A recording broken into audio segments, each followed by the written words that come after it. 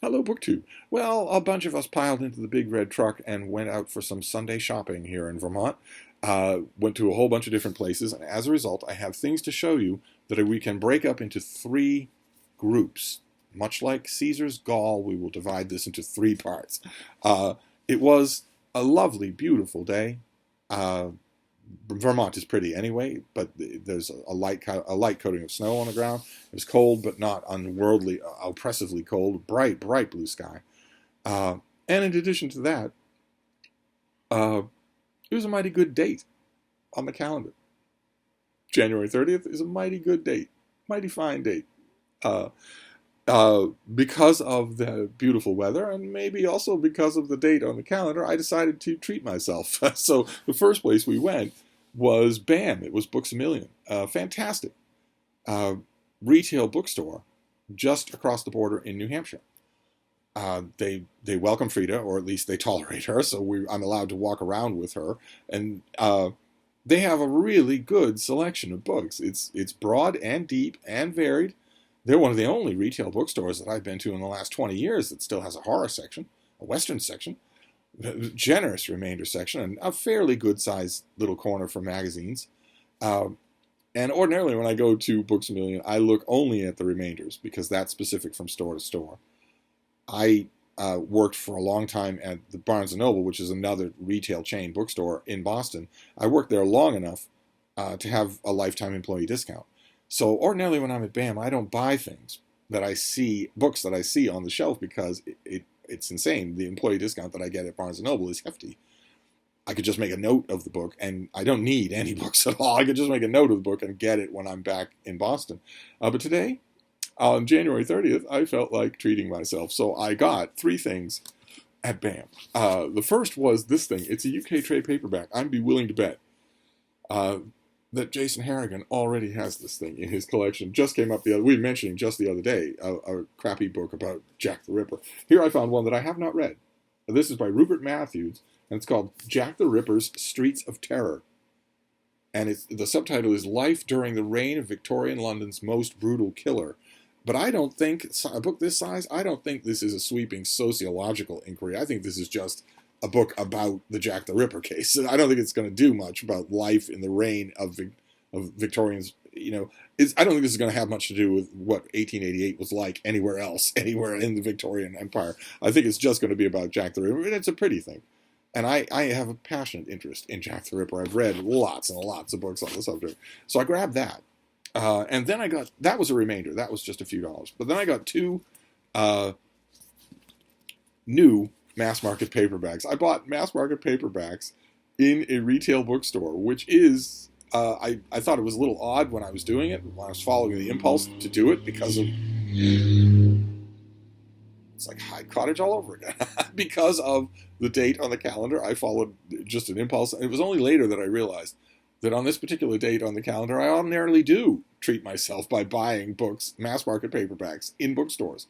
I love them. I love ebooks more, but for a long time, mass markets were the only thing that I bought, and I found two. One I'm ashamed of, and the other one I'm surprised to see. So we'll get the shame out of the way first. The other day, I think it was yesterday.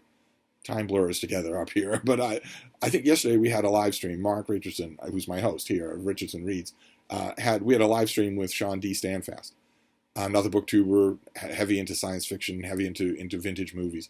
It was a great, great conversation. It started off with technical difficulties. For a minute, it looked like it might not happen. And then the technical difficulties were solved, and we had a great, rambling, fun conversation. I'll leave a link to the video down below. And in the course of that conversation, we were talking about Alec Navala-Lee's book, Astounding, which is a history of the formative years of science fiction. And one of the characters in that book that stands out when you read it is L. Ron Hubbard, the con man who created the religion of Scientology. And so when his name came up, we talked about Astounding a bit. The three of us have read it. And when Hubbard's name came up, naturally we ended up talking about Battlefield Earth, a 1,000-page book of his, a 1,000-page space opera that he wrote. And Sean's verdict on it was pretty withering. He said that even though it was 1,000 pages, and even though he did read it from front to back, he could not remember anything about it. That's a pretty devastating criticism of any book, much less a thing that big. I read it as well, and I do remember it, but it was resolutely third rate. I thought resolutely an average book that just beats you over the head with its length. I think once again the explanation for this book, as the explanation is for almost everything that happened in the later half of L. Ron Hubbard's life, was sheer egotism. But since it came up, and since I didn't have a copy, I actually bought a copy of Battlefield Earth. That is the cover that we've got now. It is not, needless to say, the cover of the mass market paperback that I read once upon a time. And once upon a time, this came out in the 80s, and when it came out in mass market paperback in the 80s, I was drawn to the mass market paperback cover. And if you do a Google image search, perhaps you will see why. I would give anything to have a mass market paperback with that cover. But this cover is actually nicer. I can tell you, as someone who's read the book, this cover is much better, much more interesting than anything that's actually in the book. But not everyone agrees with that. I think my host has a higher opinion of Battlefield Earth than either Sean or I do. So that's the glory of this sort of thing.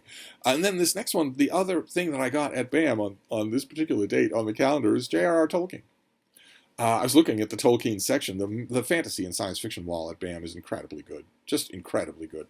And I was looking at all the different variations of Tolkien. They have a bunch of that special edition hardcover Tolkien edition that you saw make the rounds on BookTube. A whole bunch of people got it early. And I found a mass market paperback. I didn't know that Tolkien was still made in mass market paperbacks. Maybe he's not anymore. But this isn't that old. This is the book, The Children of Hurin, which I remember as a hardcover. It became a bestseller in hardcover. I had lots of people asking for it. And I've had the hardcover many times. I've hauled it a few times on this channel. I always managed to give it away. The hardcover was an ornate thing. These are gleanings from the writings of Tolkien done by his son Christopher Tolkien along a theme. The fall of Gondolin, the children of Hurin, that sort of thing. Beren and Luthien. And as such, they can be a little uneven reading, but very, very good. Very, very interesting to have these shards cut off the whole and put into a book.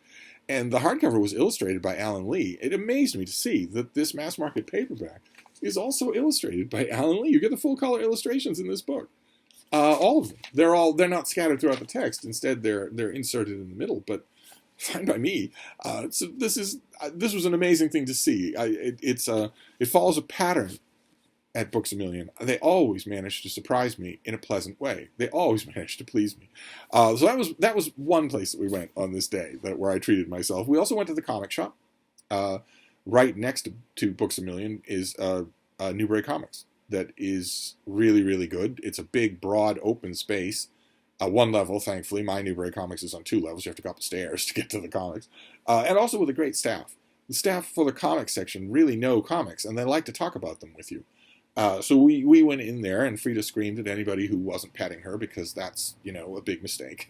So they had to pet her. And I got 2 things that I want to show you. One is a special issue, a larger special issue of Superman and Robin. It's not really Superman and Robin, because that's not really Superman. That's not Clark Kent. That's Clark Kent's gay son, who was originally Damian Wayne's same age. And then he went off into space and aged mysteriously, and we don't know anything about that, and there's never been any attempt to give it any kind of psychological value for Jonathan Kent, to say maybe did it do a number on him psychologically. And Jonathan Kent and Damian Wayne were best friends before that happened, and then kind of creepily in this special, I guess they just go right back to being best friends, even though one is still a boy and one is a young man. I haven't read it yet. I'm very much pleased with the artwork. It's great artwork all throughout. That is just terrific stuff. Very good. I'm so used to Marvel and DC Comics being poorly drawn now that'll be a treat. The other thing I got didn't cost anything. It was these free previews that Marvel gives away. And I wanted to see. My natural question was, well, how long will I have to flip through here before I see something that I want? And I didn't have to flip more than 1 page. It's this thing. Marvel is relaunching The Amazing Spider-Man with a new #1 and with artwork by John Romita Jr., who's a fantastic artist, a fantastic Spider-Man artist, a heck of a nice guy, and who filled out nylon jogging shorts quite nicely during his time in Iowa City. This is going to have John Romita Jr. artwork, so of course I want it. That's just incredible. And I didn't have to go far. The next thing is, I guess, a new era for Captain America. There you have Alex Ross covers for the Sam Wilson Captain America and the Steve Rogers Captain America. And I'm not a big fan of either one of them, but the next is a 2-page spread that I guess is going to highlight some of the stories involved. And you know what drew my attention on this cover? There was one thing that attracted me more than anything else. The idea that we're going to get the invaders. There's Prince Namor, there's the Submariner, there's Bucky down here. The idea that some of this will be told in World War II era, with the invaders, which is a Marvel World War II team that was made by Roy Thomas and that is great. And then the very next thing also intrigued me in a way, which is I guess there's going to be a big issue or maybe a small series of Thor versus the Hulk. The Hulk is not 20 feet tall, I should point out, but Thor versus the Hulk, they are advertised on the back as well. Thor versus Hulk is always a Marvel cliche that appeals to me, very, very much so, ever since Defenders number 10, which was a Thor versus Hulk fight that I loved to distraction. I read my copy until it fell apart. I had to buy another copy. But the hits just keep on coming, because I guess Thor number 24 is going to be a celebration of 750 issues of Thor. And it's going to feature all kinds of creators, including Walt Simonson, who will be drawing Thor in interior comic artwork for the first time in forever. Can't wait. Absolutely can't wait. So there's a bunch of things that were in here that I want. So that was the comic book part. And then we also went to a charity shop. We went to Listen, which it can be feast or famine, but when it's good hunting at Listen, it can be very good hunting at Listen. I had a pretty good day there. I think Mark had a much better day than I did. I haven't really examined his takings, but I got a bunch of stuff that I like. First, starting with a romance, a Regency romance. This is by Sophie Jordan. I may have this back at Hyde Cottage. This is The Virgin and the Rogue, part of the Rogue Files series. I almost want to say that I have this and that I've read it, but I'm going to read it again tonight just to make sure. Then a really evocative cover. I've never seen this cover before, of Peter Shaffer's Equus. His great play, Equus, about a psychologically damaged boy and the psychiatrist who is trying to fix him, who's trying to help him. If you look carefully at this cover, you will see, you notice me right away, the boy, but you will see someone's done a very artful job of merging with the boy the head of a horse. His torso is the head of a horse, and those of you who have seen this play, or seen the great movie with Richard Burton, or who've read the play will know exactly what that is all about, because the kid in this story, saying that he is obsessed with horses is putting it mildly. That it's almost deceptive to say that. And there are 3 great show-stopping monologues in this show, the greatest being the last one. The thing that sends you out of the theater is the most disturbing and most show-stopping monologue of all. And I was praising Our Town the other day here on this channel, and mentioned just off the top of my head that maybe there are productions of Our Town that are available on YouTube. It turns out a lot of you emailed and said there are plenty, and that you were able to see what I was talking about. Well, okay, if that's true, then I'd be willing to bet that somewhere on YouTube someone has at least one of the Richard Burton versions of these monologues, including the final one. And if so, you might want to watch them, because they're really good. You shouldn't see them. I mean, ideally, you shouldn't just watch them out of context. You should watch the play. It's a great play. I don't have a lot of plays in book form, but I was happy to take this one. Then this next one is going to take some tender loving care. I will bring this back to Hyde Cottage with me, because this is in rough shape. But I loved it, so I want to have it. I would just need to reinforce it. No, it will never leave my possession again. It's in too bad a shape to do that. This is by Robert Harvey, and it is The War of Wars, which we've seen on this channel before, but I got a pretty copy a few years ago and gave it away. This is not a pretty copy. This will be just for me. It's a big 1,000-page. It's 1,000-page, yeah. It's a big 1,000-page history of England versus France on many continents over many, many, many years in many, many different charismatic confrontations. So I couldn't pass it up. And then this next one is a UK trade paperback. You know how much I love those. This is a UK trade paperback of Antonia Fraser's book, The Weaker Vessel, about women in 17th century England, about what their lives were like, what their mortality rate was like for diseases and for childbirth, whether or not they could own land, how they were thought of by men, what outlets they had for creativity or the law courts. Just wonderful. Big sprawling thing again, and also just a wonderful study. I think of all the things I got today, probably the Sophie Jordan and the Antonio Fraser will be the things that I'll read tonight. And then we'll finish it up with a hardcover. I got a hardcover of Joe Baker's Longbourn with the deckled edges and everything. I couldn't pass this up. I don't have a copy of this, and this is great, just fantastic. It's a historical pastiche of Pride and Prejudice, only it's told from the viewpoint of the servants. Not they in Pride and Prejudice, the servants flit on and off stage and barely get a mention by name. But here they are the center of the story, and I thought at first, well, okay, that sounds more like gimmick than substance, but it's fantastically done. It is no offense to P.D. James, but it is probably the best Jane Austen pastiche novel that I've ever read, and I've read lots of them. So I was happy to find it for a hardcover. The only problem with the hardcover is that it won't have my blurb on it, but I can live with that. I'm not, after all, a raving egomaniac. Now am I? So I'm going to wrap this up. It was a wonderful, wonderful day shopping in Vermont with the bean on my lap on January the 30th. So I had a wonderful time. I'm going to wrap this up, and I'll see you soon. Thank you, BookTube.